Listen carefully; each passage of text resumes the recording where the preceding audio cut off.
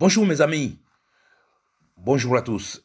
Je sais que l'heure est grave et que le cœur est très lourd. Alors, je fais cette petite vidéo pour vous expliquer en très peu de détails comment le président Anissé Ekane a été assassiné cette nuit par un commando encagoulé juridico-médical. C'est de ça qu'il s'agit. Donc, pour commencer, je ne vous agresse pas mes condoléances et je ne l'agresse d'ailleurs à personne, car il n'y a pas de temps de condoléances en pleine guerre, en temps de guerre. L'heure est à la lutte, jusqu'à la victoire. Les condoléances, c'est pour plus tard. Nous soignerons alors toutes nos blessures, aussi bien les plus anciennes que les plus récentes.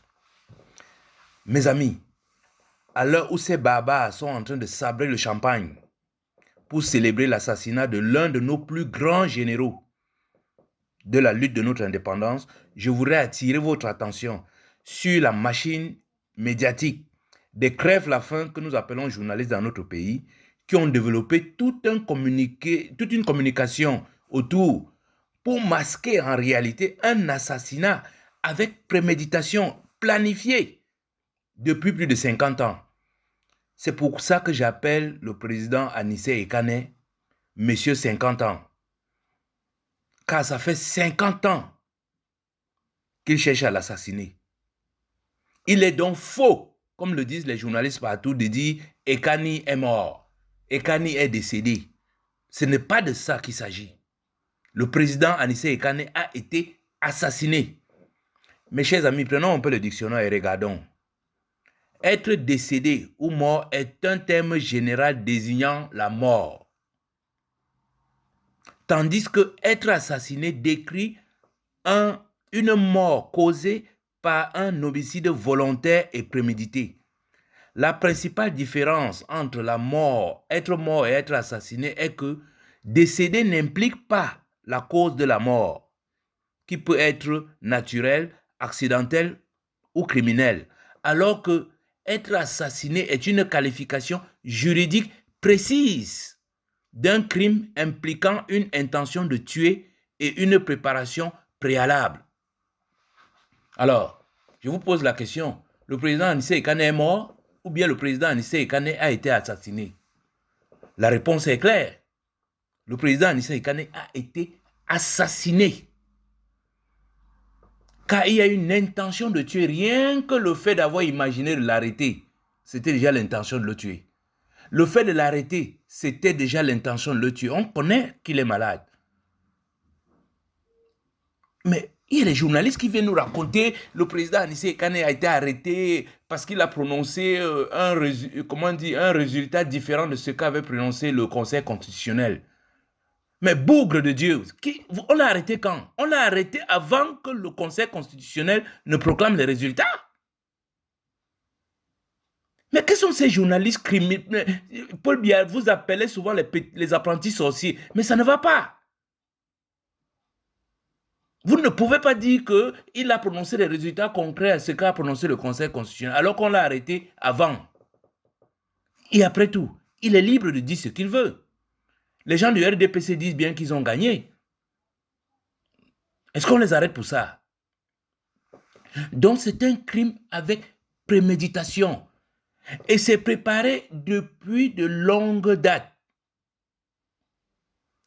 Donc c'est pour ça que je vous dis, quand quelqu'un s'amène, si vous entendez un journaliste dire le président Ekane est décédé, ne l'écoutez plus. C'est un démon. La disparition du président Ekane, je vous dis, ces gens-là, ils ont tellement le sang dans la tête qu'ils poussent même plus loin. J'ai entendu un certain Kebele ou c'est Kelebe dire ce soir sur Equinox que le président Ekane s'est suicidé. Mes chers amis, je vous dis, faites très attention à ce régime que les anglophones avaient très bien identifié en prenant les armes. Nous n'avons pas le choix. Nous allons prendre les armes dans ce pays. Quand je dis prendre les armes, ça ne veut pas dire que nous n'avons pas encore pris les armes.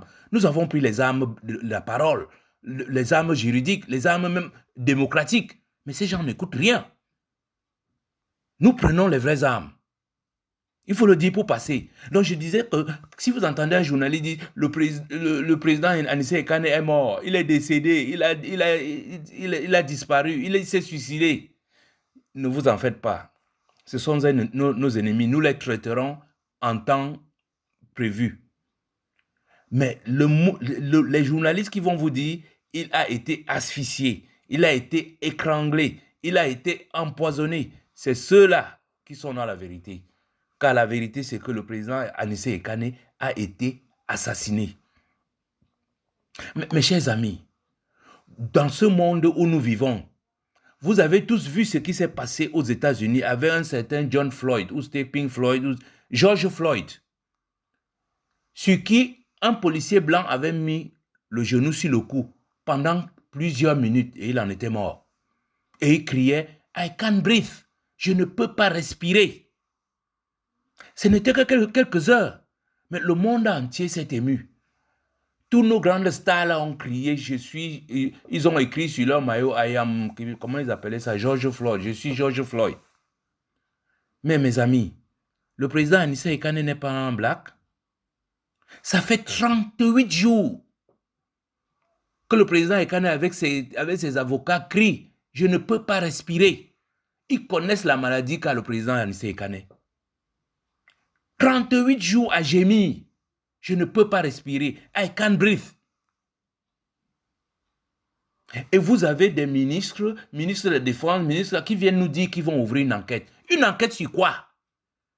Vous avez mis le genou sur le cou de quelqu'un pendant 38 jours et il crie. Le jour où il arrête de respirer, vous venez nous parler d'enquête? Nous allons prendre les armes dans ce pays. Il n'a pas respiré pendant 38 jours. Messieurs, vous ne respirerez pas jusqu'à la fin de vos vies. Vous croyez pouvoir aller vous sauver en allant en Occident et tout. La basse vous attend là-bas. Vous n'allez plus respirer. Mais c'est quand même incroyable ça. Vous voulez savoir ce qui est arrivé au président Anissé Ekane? Je vous décris ce qu'on appelle la mort par asphyxie ou par étranglement. Ça survient en 2 ou 3 minutes en comprimant les voies respiratoires ou les carotides. La compression des artères carotides prive le cerveau d'oxygène, entraînant une perte de connaissance, puis une mort rapide. Et ça se passe en 3 minutes. Mais ces gens-là ont fait vivre ça au président Anissé Ekane pendant 38 jours. Il faut le savoir que ces gens-là croyaient que dès son arrestation, il ne devait même pas arriver à Yaoundé. Parce que je vous ai dit, leur but c'était pour voler, pour confirmer le vote de l'élection, il fallait créer de l'émoi dans la société camerounaise et tuer le maximum de Camerounais. Mais ça n'a pas eu lieu, ça a eu lieu un peu plus tard, mais pas comme ils souhaitaient. Ils veulent que les Camerounais se soulèvent pour les tuer. Mais si nous nous soulevons cette fois-ci, ce ne sera pas avec les mains nues. C'est ce qu'ils ignorent. Voilà ce qui est arrivé au président Anikane depuis plus de 38 jours. Mais ce n'est pas aujourd'hui qu'ils connaissent la résistance du président Anissé Ekane. C'est pour ça que je vous ai parlé de 50 ans de résistance. Mais Issa Chiroma est victime, a les mêmes types de poisons. Ces gens-là, il faut savoir que les prisons camerounaises sont des centres d'empoisonnement. Et même le président Maurice Kamto, souvenez-vous, ce n'est plus le même qu'on a vu débarquer dans les rues de Douala pour déclencher une marche. Il a été affecté par ce poison-là. Les gens comme les Lapiro de Banga n'ont pas survécu malgré leur résistance. Si vous voyez le président Anikane encore vivant, c'est parce qu'il a résisté à ces poisons qu'on leur a injectés il y a 50 ans. Beaucoup n'ont pas résisté.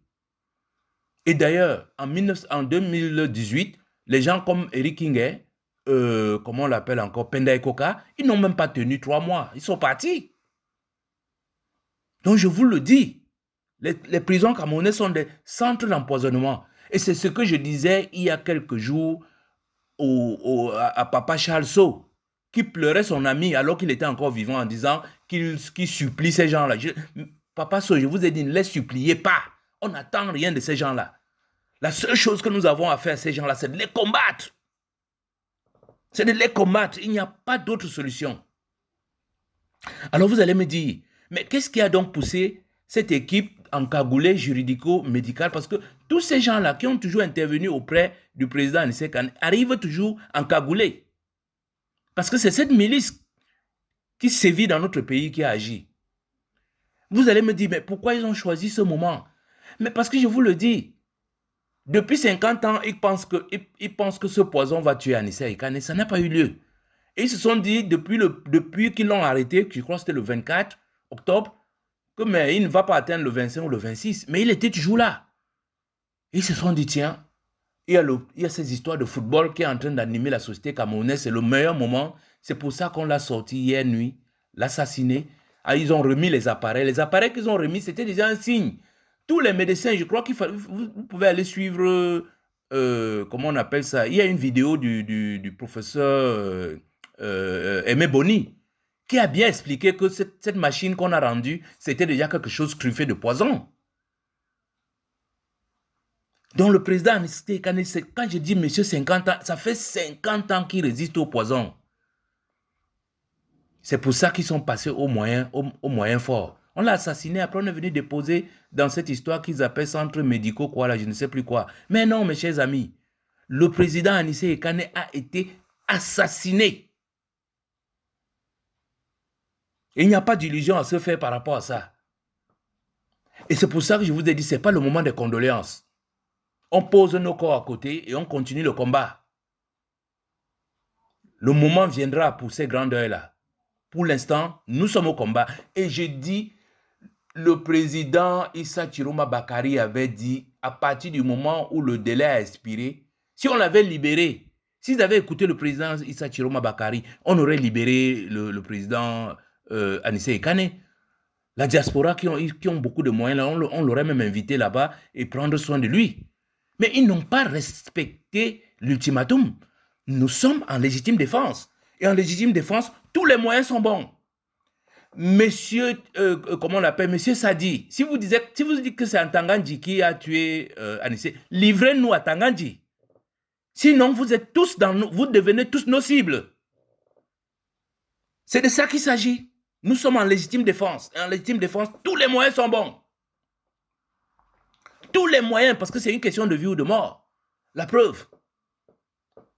Le président Anissé Kane est tombé. Betty Assoma nous parlait d'enquête. Monsieur Betty Assoma, si vous mettez une balle dans la tête, pour nous, ce sera une bonne enquête. Ça fait 38 jours que le président a écrit « I can't breathe, I can't breathe ». Je ne peux pas respirer. Et vous venez nous parler d'enquête. Pauvre criminel. Mes amis, je m'arrête là parce que je commence à devenir complètement, comment on appelle ça? Je m'arrête là et je vous dis, nous sommes en légitime défense. Les anglophones nous ont montré le chemin. Je veux voir comment ils n'ont pas pu dissoudre 2 sucres dans une bassine d'eau. Comment ils vont nous dissoudre dans une bassine d'eau? Merci de m'avoir écouté et à bientôt.